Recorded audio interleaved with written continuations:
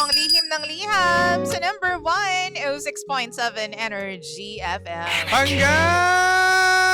Huwag mo sabihin radyo, sabihin mo. Energy! Nakakaloka ka naman, partner eh. Ay, Alam mo, sakit sa dibdib. Tapos na-aching-aching pa ako. Sorry na. Nakarelate ako dyan. Ay, bakit? Kasi Nakaka-relate meron ka? akong ginawang rebound din eh. Ni-rebound ka rin Hindi ko lang siya ni-rebound, partner. Oo. Nag-dunk pa ako sa kumbaga, sa Nag-dunk ka pa basketball. sa kanya? Bukod sa basketball, di ba, nag-rebound. Tapos, dunk, ganun. 3 points. Oo, yun. Oh, wow. Tapos, thank you. TY lang. Thank you lang. Anyways. Ay, sabay tayo dun, ha? Alam mo na, are you thinking what I'm thinking? More money. More endorsement. Okay. Hoy, sandali. Papuntahin na natin sila sa ating Facebook account, facebook.com/energyfm1067 because fresh na fresh po si Jimbo. At talaga naman pong nandyan po yung kanyang reaction. Ipa-flash niya na in 3, 2, 1. Ito Let's na. go! Nakakayak. O, yan, o. Ayan, tambayan mo muna yan. Ganyan, Itambay ganyan, mo muna ganyan. yan, partner, ha? Ganyan. Live din tayo sa, anong tawag dito? TikTok, Instagram. TikTok. Oh. Ayan. Sa ha? TikTok Oo. and FB Live. FB Live. Hoy, sandali. Bakit naman ganyan yung yung reaction mo? Nakakayak kasi naawa ko dun sa kay Joy. Mm-mm. Kasi nga, di ba, ang hirap talaga yung feels na naging rebound ka eh. Totoo. Na umaasa ka, kung kailang nagustuhan mo na siya, Mm. sabay, sabay bumalik dun Bigla. sa ex niyo. Oo. Bumalik sa ex. Alam mo yung nakakainis dyan, yung mga ganyang tipo ng tao, yung tipo na nananahimik yung tao, Oo. nananahimik si Mary Joy yung mag-isa. Alam mo yung thriving and happy and Oo. enjoying her time, herself, ganyan. Tapos biglang kinatok mo yung mundo niya, pumasok ka sa mundo niya, pinapasok ka naman ng walang pakaabog-abog, tapos in-entertain ka, minahal ka rin, di ba? In-effortan mo si Mary Joy, tapos siya naman na-fall. Tapos ngayon, hindi ka pa pala tapos dun sa business mo sa kabila, sa ex mo. Tapos iniwan mo siya nang walang goodbye man lang. Nakakaano nito eh. Ito madalas tong nangyayari sa isang lalaki na mas bata sa'yo. Ay, kasi nga, immature? Hindi, pangit man pakinggan, pero sort of. Sort of. Kakainis ka. Nakakayamot ka. Pansin mo, kapag Oo. ganyan, kaya ang hirap din magjowa. Kaya ngayon nowadays mga karamihan, mga pangga natin, ang gusto talaga maging jowa is mas matanda sa kanila. Yes. Diba? Oo, Kapag bata, totoo. medyo kailangan ikaw mag-a-adjust Pero din hindi rin lahat. May mga matatandang pasaway pa rin Oo, naman. totoo naman din. Pero mostly karamihan. Okay, sige. Bobo ka ngayon, Jimbo. Hindi, ano ba? Hindi karamihan talaga ng mga mas bata sa iyo. Sila yung maano pa yung isipan eh. Hindi seryoso kadalasan Bobo ka ngayon, Jimbo. Sorry na. Sorry, hindi ako nakapag-almusal eh.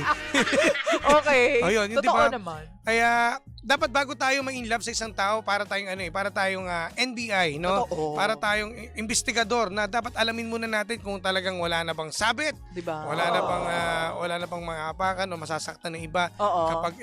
kapag kayo naging magkarelasyon. 'Di ba? Wala bang tao, wala bang babae kung lalaki man yung iniibig mo? Wala bang babae na nag-a-assume na mag-boyfriend kayo? Wala bang babae na nag-a-assume na mag-jowa kayong dalawa? Kasi baka meron. Oo, yun nga. 'Di ba? So ang hindi natin alam, behind her back, talaga naman pong dumadamoves pa tong si Kuya, si JJ, doon sa ex niya at gusto pang magkabalikan silang dalawa. Yun lang yung unfair doon eh. 'Di ba, partner? Yun ang hirap talaga pag ikaw isang rebound. Ang daming makaka-relate dito. Oo. Wala, ganun talaga.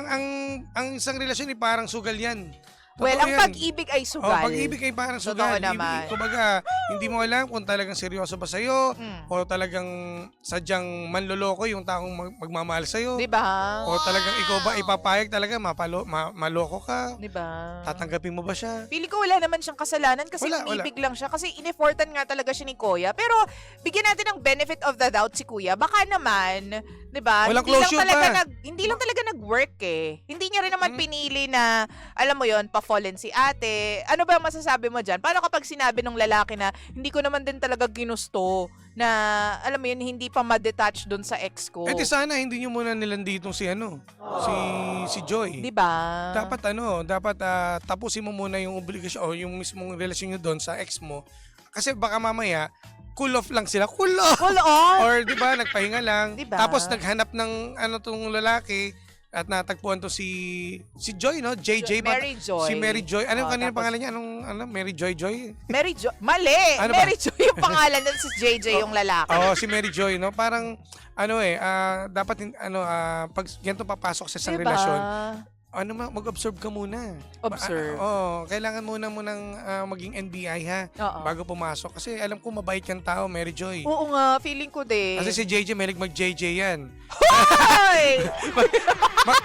Mag-joy-joy, magpakasaya na magpakasaya. Ayun na nga. Sa iba na Oo hindi mo pa nga. alam na hindi pa pala tapos Diba? ang kanyang relasyon sa ibang babae. Siguro ang pinaka-decent na pwede niyang ginawa, sana, partner, kasi it's all in the past, sana kung kumatok at niligawan mo itong si Mary Joy, pumasok ka sa mundo niya, sana, nung hindi ka pala decided na maging parte ng mundo ni Mary Joy, ganun din yung effort mo sa pagsasabi sa kanya na, sorry, kasi Hindi ba niya na-fall ako dun sa ex ko Hindi Hindi pa ba pala niya to, kami no? tapos Mara hindi ba niya ito naikwento?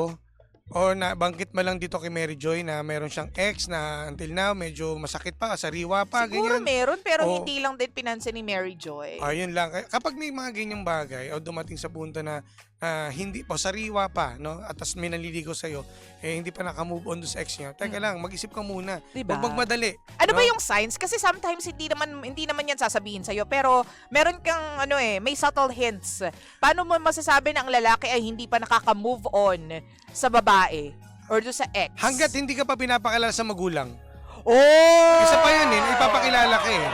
Oo! Ang taong seryoso at handa kang maging karelasyon, ipapakilala ka muna sa parents. Totoo, may point. Kasi once na pinakilala ka na, ibig sabihin, handa na siyang mag-commit sa'yo. At wala siyang inililihim Oo. ng liham. Hindi, totoo naman. Totoo, Wala siyang totoo. Ang inililihim. galing mo dyan sa part na yan. Diba? Oo. Kasi yung iba sa mga kaibigan lang pinapakilala. Oo. Yung mga kaibigan, konsentidor. Kaya tapos, lagi kayong nakikita sa labas, sa mall. Oo, di ba? Ang basihan dito talaga is yung mapakilala ka sa Oo. parents at makita mo yung pamilya niya at yung lugar. Mga kamag-anak.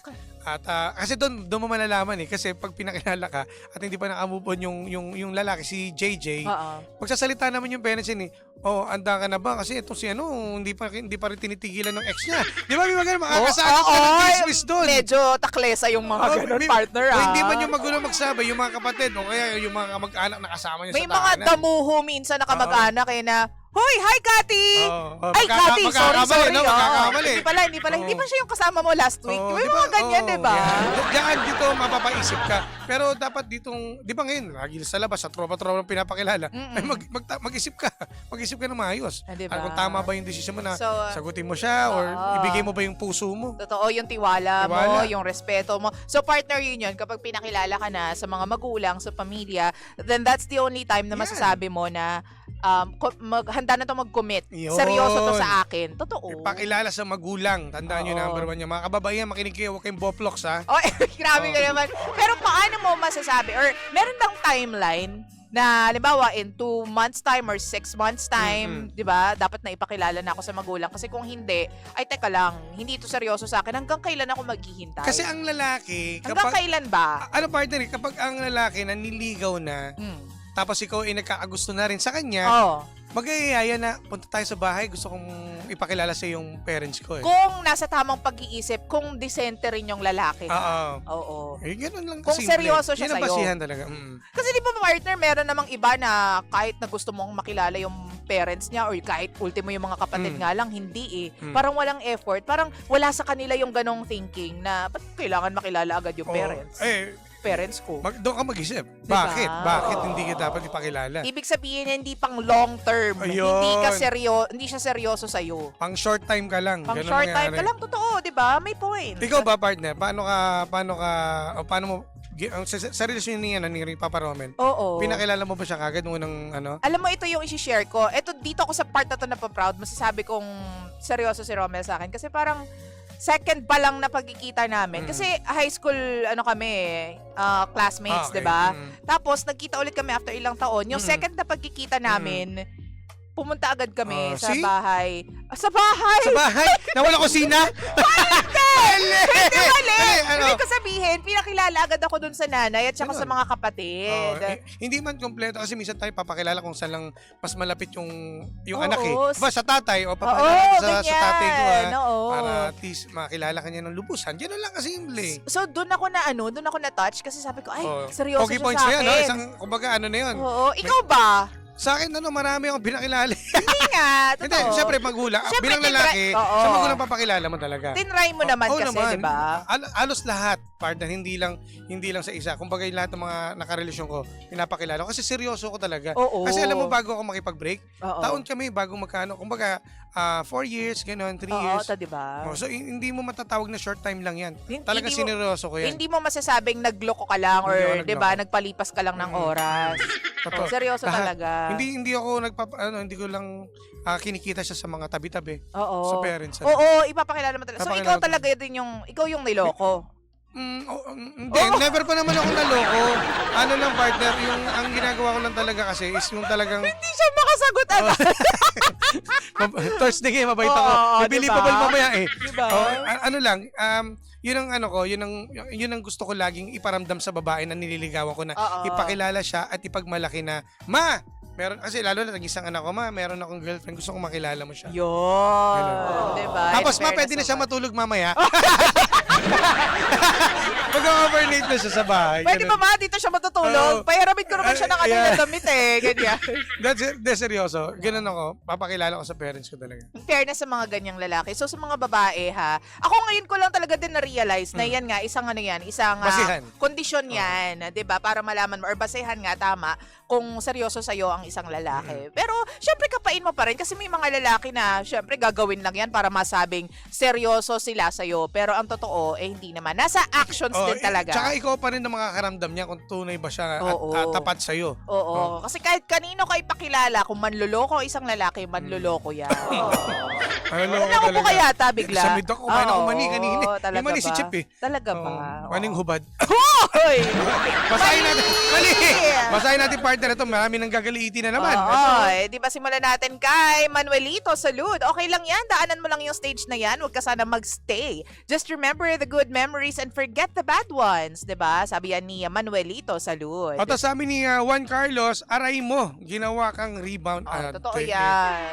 O sabi naman dito ni BM Ginoy the second, why would you say sorry sa lalaki o sa taong nang rebound sa'yo? You are enough. 'Di ba? To the right person, you are enough. And hindi siya yun. Makikilala mo rin yun in time. Tama naman, tama. Huwag ka magmadali ha. Ay, hinahabol mo yata sa F14 eh. Oo, wow. Ito, sabi naman to ni nabasa mo to partner, Oo, no? si Terry Peralta. Si Terry, sabi ni Terry, good morning po.